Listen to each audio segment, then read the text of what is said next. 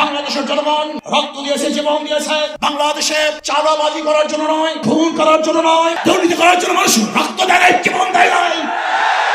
বাংলাদেশের মানুষ জীবন দিয়েছিল, মানুষ মুক্তি পাবে, শান্তি পাবে। আমার গরিব দুঃখী মানুষ ক্ষুধার্ত থাকবে না। আমার বাংলাদেশের কোন মানুষ গুম হবে না, খুন হবে না। বাংলাদেশের কোন ব্যবসায়ীকে চাঁদা দিতে হবে না। বাংলাদেশের প্রত্যেক নাগরিক অধিকার বাস্তবায়ন হবে, তারা শান্তিতে বসবাস করতে পারবে, নির্বিঘ্নে ঘুমাতে পারবে। আমার মা বোনরা ইজ্জত দিয়ে রাস্তায় চলাফেরা করতে পারবে। বাংলাদেশের মসজিদ থাকবে, মাদ্রাসা থাকবে, দাড়ি থাকবে, টুপি থাকবে। দাড়ির উপরে আক্রমণ করতে পারবে না, টুপিকে ছিনিয়ে কেউ নিতে পারবে না, ইসলামের বাইরে কেউ আইন পাস করতে পারবে না। এর জন্য জীবন দিয়েছিল, রক্ত দিয়েছিল। আমরা পিআর সিস্টেম নির্বাচন চাই, সংখ্যানুপাতিক হারে নির্বাচন চাই। বিএনপি কেন মানছে না? বিএনপি তো দাবি করেছে আমরা জাতীয় সরকার গঠন করব, এটা বিএনপির দাবি।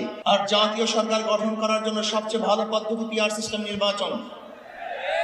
জাতীয় সরকার সর্বদলের অংশগ্রহণমূলক সরকার, আর সর্বদলের অংশমূলক সরকার গঠন হতে পারে একমাত্র পিআর সিস্টেম নির্বাচনের ভিত্তিতেই। তাহলে কেন বিএনপি মানছে না? কারণটা আমি তো বুঝি না। অবশ্যই বিএনপিকেও পিআর সিস্টেমে নির্বাচন মানা উচিত। সংস্কার চাই। বিএনপি বলছে আমরা সরকার গঠন করে ক্ষমতায় গিয়ে সংস্কার করব।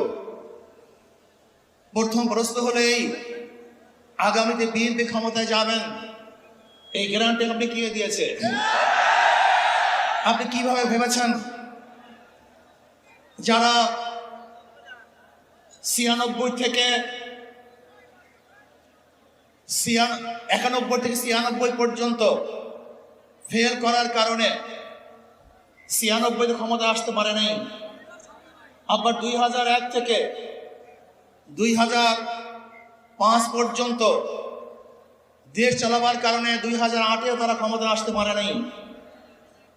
2001-এ বিএনপি ইশতেহার ঘোষণা করেছিল, সেই ইশতেহারের মধ্যে 10%ও বিএনপি বাস্তবায়ন করতে পারে নাই। এমনকি 2001-এ বিএনপির ইশতেহারের 1 নম্বর শর্ত তারা পালন করতে পারে নাই। আমি বিশ্বাস করি আগামীতে ক্ষমতায় কে যাবে না যাবে আমি জানি না, কিন্তু বাংলাদেশের জনগণ কোন দুর্নীতিবাজ, চাঁদাবাজ, দখলবাজ, খুনিদেরকে আর ক্ষমতায় নিবে না। বাংলাদেশের জনগণ রক্ত দিয়েছে, জীবন দিয়েছে।